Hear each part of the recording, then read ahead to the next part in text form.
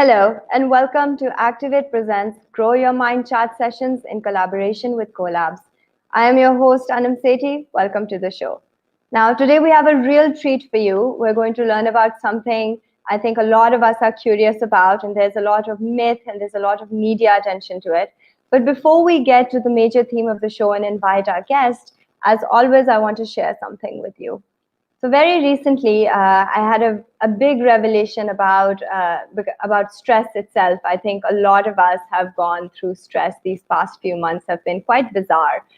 And I thought I'd share it with you. I remember, back when I was at Mount Holyoke College, I had very different kinds of stress. I was worried about submitting my school papers. I was worried about taking exams. I was worried about what my professors would make of the things I say in class. I was worried about standing out or getting good grades. And now when I look back, it almost seems that those stresses were so trivial, right? And sometimes we even we hope, we say, oh, I wish our problems were so simple back in college or back in high school. The thing that worried us the most was our grades and our friends. And now our problems seem so deep and so strange. And I was talking to a younger cousin of mine recently, and she was telling me about how much stress she was feeling because of an exam that was coming up. And it was online, and she was not sure how it would go. And my initial reaction was, oh, don't worry about it. Like, once you're older, things are going to get so much more stressful. This is going to seem like a treat. But the more I spoke to her, the more I realized for her in that moment, the stress was almost as severe as it could be. It was real, and it was something that she was going through. So me trivializing it simply because I might have seen greater problems, or what I characterize as greater problems in my life today, does not mean that in that moment she wasn't really feeling that. And so one thing that we can really take away before we invite our guest and get into this conversation, which is, really going to help us now understand stress better and see how we can manage it, along with more serious issues like loss and grief. I think it's very important for us to not compare our situation with others or consider one situation to be worse than another one, because at the end of the day, the emotional pain could very well be the same. So without further ado, I'd like to, invite our next guest. He is a renowned clinical hypnotherapist, a life skills coach, a management and strategy consultant. He has worked with the Pakistan cricket team in May 2009. And let me tell you, they won the T20 World Cup because of that, or during that. And, he has been privately and professionally known all over Pakistan and the world. I'm so excited and so happy to bring on board Max Babri. Max, it is a pleasure to have you on the show today. I think our audience would be super excited. First of all, greetings, Anam, to you and to Umar Khan and Activate and Collabs from Sweden. In Sweden, it's 12 o'clock right now, actually 3 minutes past 12 o'clock. And I'm happy to be here, Anam, on your show. Thank you so much, Max. So, Max, I'm going to let our audience know what's so exciting about today. We are going to learn about hypnotherapy. And before we get further into it, I'd love to ask you, what is hypnotherapy? Hypnotherapy is the use of a toolkit which is called hypnosis in the area of healing a person. So therapy means always a healing aspect, and hypno means through hypnosis, and through hypno also means quasi half asleep. Hypnotic would mean kind of something which catches your attention so much that you become unaware of other things around you. So hypnosis is a beautiful technique to reach the subconscious mind. And most of our stuff, we who believe in psychodynamic approaches, we believe that this is a subconscious mind that drives us, and there is an image that we have of ourselves in our subconscious mind, and that drives us, and that unfolds in its way. So once we have especially in habit management, in anger management, in weight management, in anxiety and stress management, in a lot of other personality related issues where doubts and anger and anxiety overwhelms us as a human being. Okay, wow. I really love that you mentioned that something is hypnotic when it takes you away from everything else and kind of captures your attention. But in popular media, this has been I'm not sure if misrepresented is the right word, but there's a lot of hype about hypnosis. We see, these movies where people get hypnotized to perform funny actions at the sound of a clap or something, and once they get out of that half asleep state. And so my question is, how much of that is real? Can you actually train somebody to perform a certain way? Can you Okay. hypnotize Yes and no. Uh, them? Okay. there's two aspects to it. One is hypnosis. And what is hypnosis? Hypnosis is helping a person become unaware of what the reality is at the moment. So hypnosis could be used to kind of do things. But most of these things, and in entertainment hypnosis, as it is called, because when you do tricks and when you uh, hop around like a chicken, or when you sing and dance on a cue from a hypnotist, don't remember this: hypnotist and hypnotherapist are two different people. Hmm. Hypnotists are not necessarily therapists. Hypnotists are people who have the skill to take somebody in a trance. Hypnotherapist is a person who uses this modality for healing purposes. So, Wow. so we have signed a code of ethics. In that code of ethics, we have signed that we will not use hypnosis for any other purposes than for healing. And our suggestions that we give to a person would be based on the recommendations and the suggestions that the person wants to be given. So we write a script actually before we do hypnosis, and that script is exactly the desires of the person who's being hypnotized, who states what changes I want to bring in myself and my behavior and my personality. And of course, we help our co-counselors, our clients, to write down that script because it has a specific language. Uh, because subconscious mind is like a mind of an 8-year-old, 8 to 10-year-old. Hmm. So it has to be very simple language. We can't have oxymorons in a hypnotic suggestions, which are contradictory. That's actually very interesting. I didn't know that. So even my subconscious mind would behave like the mind of an 8-year-old.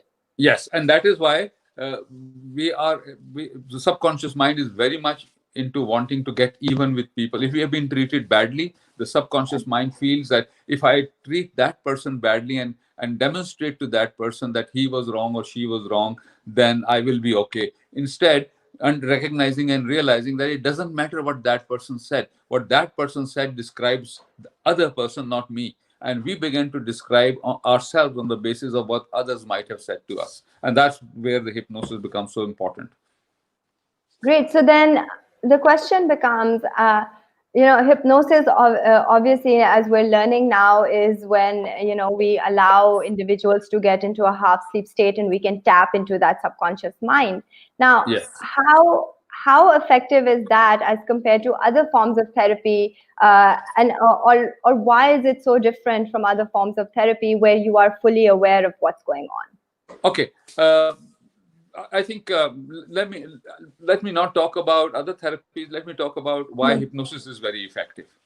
Because Right. all modalities, and I respect all, and I practice all therapies myself. Now, hypnosis Hmm. is when you consciously, for example, if you were a smoker, and if Right. you consciously wanted to give up smoking, but it wasn't happening, that doesn't mean that you don't desire to give it up or you don't want to give it up, but somehow there's another person inside you, Anam, which is another subconscious mind, which is not allowing you to do this. And the reason for that is it's possible that in very early childhood, your father or the role models that you have or somebody very important in your family said, I would like you to meet, let's say, Mr. XYZ. XYZ is a classmate of mine. Your father is saying to you, Mm. classmate of mine, and he is exceptionally successful. So you are six Right. 7 year old and he says, I want you to meet him. So you look at that person and you don't know what PhD is, and you know what chartered accountancy is, or what nuclear engineer is. You don't know. You look at the person, and what you see is that this person is smoking. And then your father adds at that moment, when you grow up, I want you to be successful like him. Ah. So all the other thing, his concept of what he said, your dad, successful like him, had completely other script. And what you see is that he's fat, he is smoking a cigar, and he is continuously babbling. So that's what you. So what you recognize as a 7, 8 year old is, I want to be like him. So that is what success would be. So that gets into the subconscious mind, and subconscious mind gets programmed. This is how what I want to be. The gestalt, the picture of it, rather than the essence of it. That and your father meant completely something else. He meant you should be earning more money, you should be Right. recognized in society, you should have a high education, and should get great grades. But 7 year old doesn't understand that what it means to be like Mr. Akhtar or whatever his name is. Right. So consciously you want to give up smoking, but the subconscious mind says, so you don't want to be successful anymore. Or you don't want, I mean, you want to do your weight management, and you say, oh, so you want to reduce your weight, which means that you don't want to be like Akhtar Saab. And somebody Max, says, yeah. So go ahead, Anna. I actually had a follow-up question to that. It's actually very new information for me, what I'm hearing and learning from you today. So then the question becomes, once you tap into the subconscious mind through hypnotherapy, can you bring up those memories? Because how would you Yes. identify where that happened, where that habit was formed? Okay, there is two methodologies. One is to modern hypnosis is very fast and very quick. We sometimes actually don't need to go back to find out why it has been caused, because we could again re-hypnotize the person and say that you want to be successful and you're moving in that direction, and as you want to be more successful, even more than anybody else that you might have met in the past, you begin to behave in a more realistic manner, which means that it's possible for you to give up smoking, it's possible for you to go to your ideal body weight, and you deserve to be even more successful and happy. So you could do a kind of a disclaimer statement, a broad spectrum antibiotic as they give, rather than first do the testing and then give a specific antibiotic. Similarly, there's a broad spectrum. But for example, in cases of stammering, now stammering most often stems from a person wanting to say something and others not listening to this person, or not accepting what this person is saying, or telling him कि यार तुम बड़ों के सामने बात मत किया करो, तुम्हें बात करनी नहीं आती, तुम खामोश हो जाओ. Older brother or parent or a teacher or somebody saying this. Now, this sometimes require regression in terms of memory. You, like, go back and relive that experience, and it's very helpful to do that. Yes, we can go back to earlier memories. Actually, I also do past life regression, which is very interesting. And past life regression would mean that lives that we might have lived in the past. Okay, I know that this doesn't fit into the Islamic concept. It fits into the Hindu concept, but we are genetic endowment of a continuity from times immemorial. Okay. And if we are now genetic endowment, because my height, my nose, size of my nose, my eyesight, my color of hair is all dependent on how I have received the genetic endowment from my forefathers and their parents and their parents and their parents and their parents. So, as far as that genetic component in me is concerned, it had a past life. Do you understand what I'm trying to say? Yeah, because it's come down from somewhere and you've inherited it. When I was conceived, something was contributed by my father in terms of sperms, and something was contributed by mother in terms of her egg, and and that conceivement took place. So at that time, it had the memory of how it will unfold in year 1, year 2, year 3, year 4, year 5, year 6. And how would I look when I'm 60 years old or 70 years old? Okay, so that genetic memory was already there. So if it was there, and if that's the pipeline, then it carries the DNA of my father and my mother. And not only my father and mother, it carries the DNA of their parents, and then their parents, and then their parents, and then their parents. So it can be Yes. traced back to times immemorial, which means that there has been lives before my life. So there's a sociological experience of life, and there's a Yes. genetic experience of our life. The genetic experience has a continuity attached to it, and Hmm. this transformation takes place because this individual learns sociologically certain things, which also become part of his genetic system, and then is passed on to his offshoots. So I also do past life regression. So if we believe that conception carries memory of how I will unfold, what would be my height, what would be the color of my eyes, what would be the size of my nose, etc., Hmm. etc., then there is a connectivity, a thread which goes in the past, and maybe sometime past life experiences continue to haunt us now. That's what the therapists and hypnotherapists like to say. I don't want to dwell too much on it because this is more experiential uh, Right. than I want to define how what it is. So when I do past life regression, people say, oh, was I in a past? I say, I don't know, that's your experience, you decide. That's absolutely interesting. And, it's such a unique way to look at things. I don't think I've ever thought about it. But, obviously, I have a history, my history since I was born and to the point that I've gotten. But you're absolutely right. The genetic code that I carry has a history way beyond that, Yeah, which absolutely. So has been your carried history is down to much me today. your history is much bigger than what you are right now. Wow, I think that's a big eye opener for our audience. And Yes. Max, on that note, I'd love to ask you what inspired you to then pursue this career in hypnotherapy and get involved in something so deep and so intense, if that's the right Look, word. I did say that I went into psychology, and nobody used to study psychology in this early 60s or 70s. I'm almost 68 years of age, so I'm pushing 70.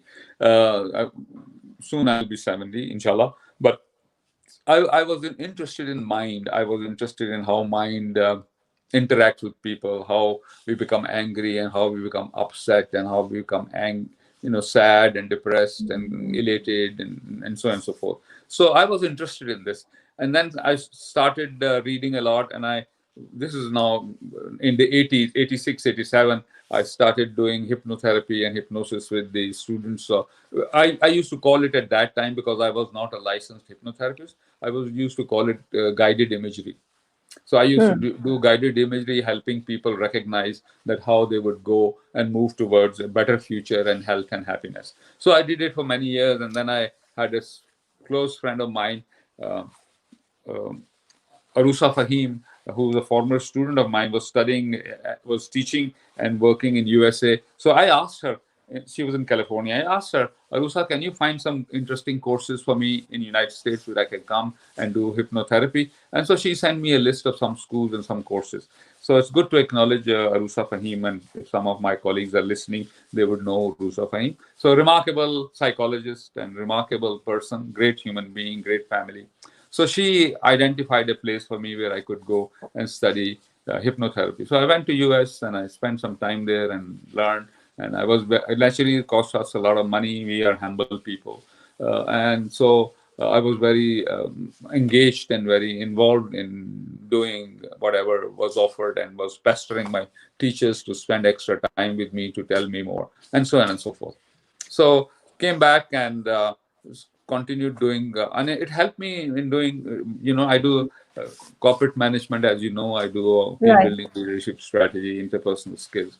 So for almost 25, 26 years, I taught interpersonal skills at LUMS, and all the former students Hmm. from LUMS, they are now at very interesting and top positions in business and industry, and leaders of businesses. So they keep inviting me back to do the same things that I used to do when they first came to LUMS, the interpersonal skills for their team. So this is how I became a consultant. That's absolutely wonderful. And so, Max, if you would kindly, I would love to hear about some of the challenges you faced at this time, because here's what I'm thinking. As a hypnotherapist, you are constantly then coming across people who are dealing with trauma, with loss, with stress, all these heavy things. And how do you then stop yourself from absorbing all of that energy and soaking it in? And so, how tough is it then to be a therapist when you are constantly faced with so much strife? Okay. I think therapists are generally happy people, generally. The reason is the way I look at it. No, I'm Hmm. sorry, I'm making a sweeping statement, but that's what I are in my perception, Hmm. in my opinion. They're happier people. But thing is, reason is that if they are doing a good job, then people who may have been suffering or people who Right. may have been in pain, their suffering and their pain goes away. Now Hmm. that's a source of tremendous joy and happiness. You know, I still receive messages today from people who had seen me maybe 2 years ago, 3 years ago. Max, thank you for your help. I'm able to do well in my exam at lumps, and without your support, it might not have happened. You know, so you receive a message like that, and your Hmm. whole day is kind of, you know, becomes even more brighter. Right. And so lot of things happen. So challenges then are, if you find out that somebody has chosen to be a victim and has decided already that remaining have become addicted to being a victim. Now, we Hmm. human beings, addiction victim also has an attention seeking uh, Yes. tendency. And sometimes, by the way, we all can pretend as victims. You know, Hmm. if my wife was supposed to cook today, suppose, and the food wasn't as tasty as it should have been, no, I could then eat a little bit and then not say कि यार खाना आज मजेदार नहीं बना, instead say, oh, I'm not hungry. Yeah. No, so I'm seeking attention. She should ask me, why aren't you not hungry? You haven't eaten anything. And then, it's a toxic relationship then, of Hmm. course. And I don't want to do it. And but we are human beings, that it might happen. We all Yeah. do it, little bit and that. But the thing is, when we have clients who actually come to by the way, there are a lot of people who come to the therapists to prove the Right. therapist wrong. Oh, that's interesting. Yes, because their family feels that this person should go on therapy to the biggest, the finest, and the most expensive, and get treated, and he should get well. And this person has so much advantage, feels wrongly in a toxic way, so much advantage remaining a victim, that he doesn't want to let go of that crutch, because being a Yeah. victim is also a crutch. मैं बेचारा हूँ, Hmm. मेरे साथ बड़ी जाती हुई है जिंदगी में.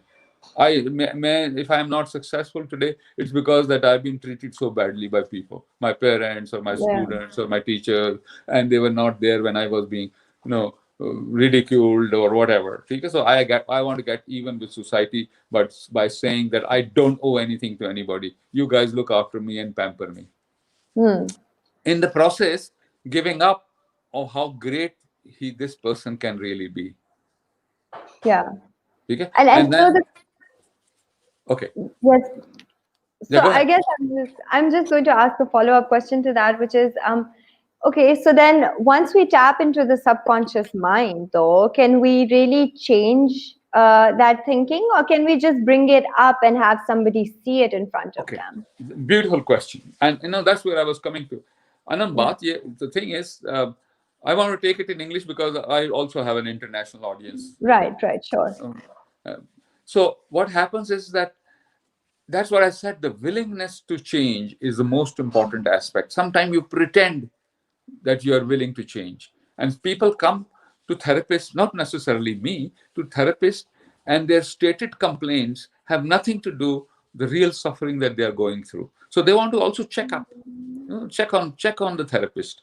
Hmm. Is he or she really up to me, or is she just kind of latches on to what I've said? Okay, oh, my problem is that I can't sleep during the night. No? Hmm. So a good therapist would say, so tell me more about it. Instead of latching on to this, oh, so you can't sleep during the night, let's see what we can do about it. Hmm. Because that's also only a symptom. So subconsciously, even the co-counselors, the clients, people who come to therapists are actually first sessions, they're checking up whether this person has the acumen Hmm. to be a support system for me, there for me, or is this person become too excited about wanting to heal me? Yeah. Healing a therapist cannot heal. Therapist facilitates the healing process to the Mm. person, and the person heals herself. That's a great way to look at it, because I do think that a lot of times we hope as individuals, obviously there are those who then go in with a negative mind frame or with the expectation that this will not work. But a lot of times we also go into a situation hoping that we won't have to do anything, that it will just resolve all our problems Now, yeah, itself, that we will just be cured of everything. And so the idea that we ourselves also have to do a lot of work. Absolutely, absolutely, absolutely. So there are a lot of people who say, "Okay, अच्छा जी मुझे ठीक कर दें." मतलब मैंने Hmm. नहीं मैं I'm not I have no tools to fix you. I can only help you fix yourself. You tell me what's happening through you. I'll tell you. If I was you, I would look at this way. Also try and look at it this way, and then see if you can forgive people, and you can forgive yourself, and you can let go of your anger. You can accept the world unfolds in a certain way, and there are things that are in my control, and there are things that are not in my control, and I accept that things that are not in my control, I shouldn't worry too much about it. The things that are my control, I must do everything to change them, and sometimes changing myself will influence other people to become more healthy people also, and that's the only way Hmm. to change the world around me, by changing myself. I cannot take a stance on a pulpit and say I will change everything. The moment we begin to think of that, we have become terrible human beings, because enlightenment, feeling that you are enlightened with a discriminating mind that others don't know anything, is the biggest of Hmm. all the follies. Yeah. And I think that also comes with you're absolutely right, because then that means that you consider yourself so special that nobody else can relate to you in any way. Absolutely. And you have kind of ejected yourself from the common earth and become an angel. And how terrible that from Ashraful Makhlukat, from the finest expression of the greatest creator, you eject yourself and you become somebody who's sterile. Yeah. Absolutely. And so Max, then the question becomes, right, we're talking a lot about the subconscious mind, and in a very recent video on your social media, you were referring to the subconscious mind as the software. Yes. And so the question then becomes, when the software is glitching, right, and when something isn't right there, how much of an impact does it really have on the hardware, which is your body and the physical manifestation of you? Just imagine that you have your computer and you have pressed the escape key uh, 30 times in a very rapid succession. Okay, Yeah. so the hardware becomes so overwhelmed that the software becomes so software cannot do this work, and the computer hangs up. Yeah. So you have to If you shut it get down stuck. and restart. But in human beings, you can't shut them down and restart. So if we overload our mind, and overload would mean that I'm thinking now, what will happen to me, or to people in 10 years from now? Would they be happy? Would they not be happy? And 5 years from now, I have to be even more educated. If I'm a 15-year-old person or a 20-year-old person, I have to be more educated to get a great job. Would I get that education? Would I not get that education? What kind of house I will have? Mm. What kind of car I will have? Is my parents going to allow that? Is my older brother going to inherit more of my father's things than I would? And would he take over the business? Where would be my... So I overwhelm my mind so much that I cannot enjoy the here and now, Hmm. because I'm living in the future.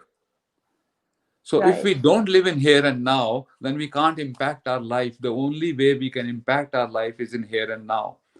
And if we think too much of the past, that this happened and that person treated me badly, and I got to get even with him or her, and I have to show and demonstrate to her that I am not stupid, he's actually stupid, and I spend rest of my life trying to do that, then what is the purpose of my life? Just to prove that I am not stupid and you're stupid? What a small Yeah. purpose. Instead of the purpose that I have, not necessarily that everybody should have, that is to live a very fulfilling life, because I've been gifted a life. So long I'm alive, I must live it to the fullest potential, because whoever created me deserves to take pride in who I am, Yeah. and then be I, grateful for all the gifts that I've received, and to accept that one day I will not be here, and so be it, and not be worried about it. Because if you worry about it, then I can't live the life today while I'm alive. Life is not life is a gift, so enjoy it while you have it. And you stop enjoying it when you start thinking what will happen when I don't have it. So Yeah. logically, it looks so. So that's what therapy is all about: to helping people to be able to live in here and now, enjoy what they've been blessed, help other people, be a source of happiness and joy for others, and in the process, give happiness. The purpose of life for me, not necessarily for everybody, is to live a life which becomes a source of happiness for others and yourself. And if we have done that, we have already created heaven for ourselves. Hmm. So, Max, just to follow up to that, because this reminds me of something that you also said in that same video, and I wanted to ask you about this concept because I think it relates very much to this conversation of the ability to be here and now.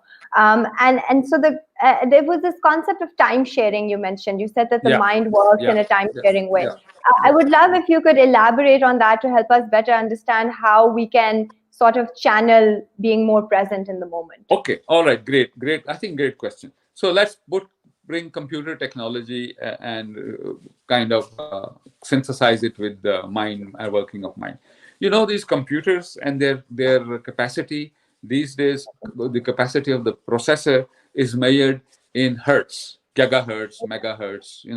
And what is that? That's called the speed of the processor. And Hmm. speed of the processor would mean how fast it can give time to something. That's what it is. The process, you have made 5 inputs into through the keyboard, and you have made 5 inputs through uh, a printer is attached to the computer, and you have attached a synthesizer, a music system to the computer. You attached a mouse, your USB drive, and everything. Now the processor can give time of millisecond to each of these things while it is giving attention. Same is the case with mind. The human mind is much more superior than any computer or any microprocessor.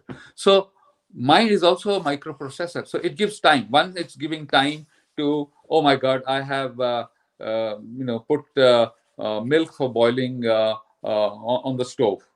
Hmm. So it's thinking of that, and at the same time it's thinking that, all right, I have to empty the washing machine.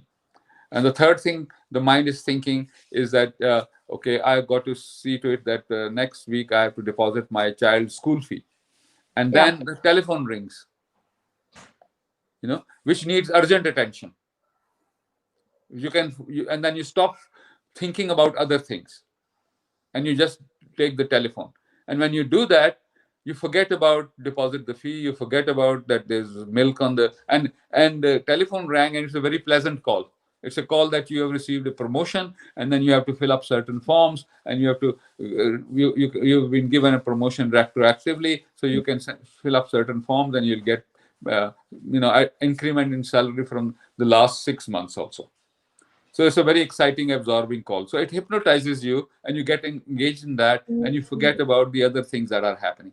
So that's that kind of thing. That too much thinking, too much on your mind, and not silence in your mind creates anxiety and stress, and creates things that we can't handle. Stress is things that we can't handle, or thinking that the future is not going to be healthy and happy.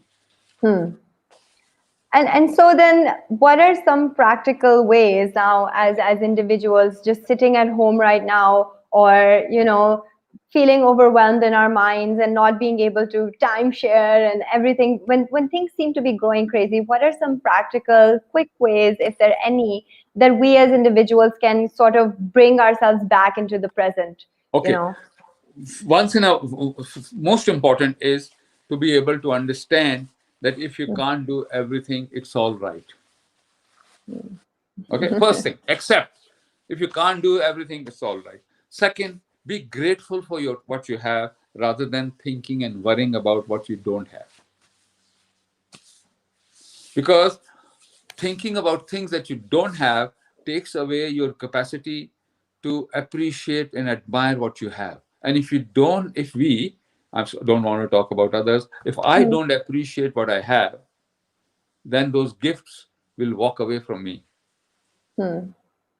My children, my spouse, my friends, my relatives, if I don't give attention to them and don't admire and appreciate them, that I'm fortunate that I have you in my life, then they will also become less wanted in this house and in my Yeah. life.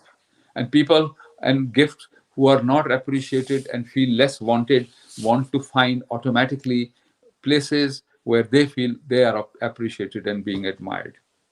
So please learn something. We are here to give.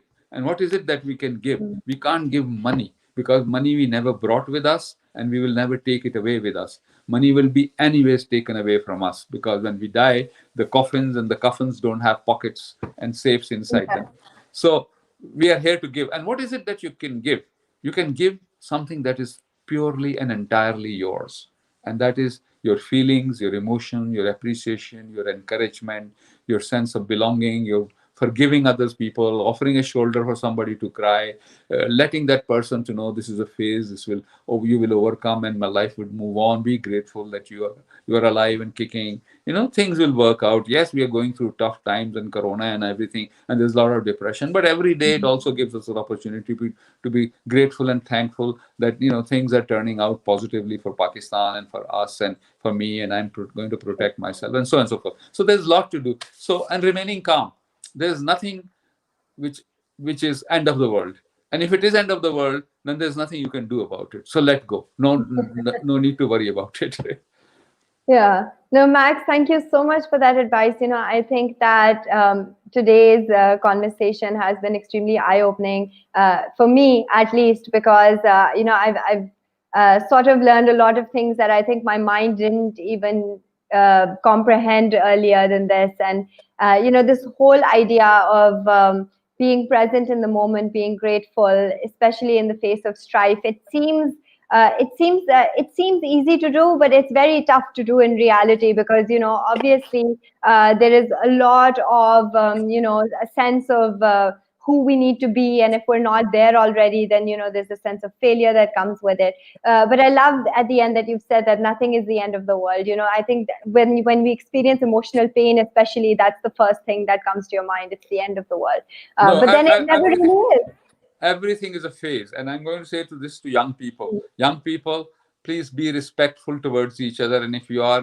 wanting to get into a relationship or a permanent relationship, these relationships should be based on respect, and affection, and not on exploitation. When it happens, actually you're exploiting yourself, because in the future you would not have the capacity to experience real joy, because you think that the purpose of life is to be selfish and have things only for yourself, and not to contribute to the happiness and joy of your friends and the people you eventually want to get married and have relationship with. So be there for others. Ask yourself this question: what will I bring to this relationship, rather than asking what do I expect my partner or my would-be spouse to do for me. Ask, what will I do for my spouse. Thank you so much, Max. That's such a great sentiment. And I really hope that our audience has been able to soak up all of this learning today. And I just want to thank you for taking out the time. You're in Sweden, there's tons of sessions going on. But this has been absolutely eye-opening for me. And I'm sure that our audience has also really loved having you on the show. Thank you very much, Anam. I've enjoyed being on your show. Thank you so much, Max. So that was one of I would say, one of the most eye-opening conversations that we've had on the show, and definitely something that I think a lot of us are not familiar with. In fact, I don't think that we think about the history of our genetics at all. So that was definitely something that we should consider, that perhaps there is something greater out there than us, and that we are part of something great, and that we should be grateful for all that we have. On that note, it's time for your gym task. And your gym task is actually related to exactly what we've spoken to about today. It's a two-part task, so I hope that you will follow through this week. Number one, I hope that we can learn from, what Max has taught us today and learn to appreciate what we have. Oftentimes in life, we feel that we don't have so many things, which might be true. But then we also have so many things, and it might be, a good idea to take Max's advice and listen to those things and appreciate them. Number two, let's seek help. If there's anything we've learned, if there's anything I've learned today, is that there are, ways out there that we can explore, we can get help.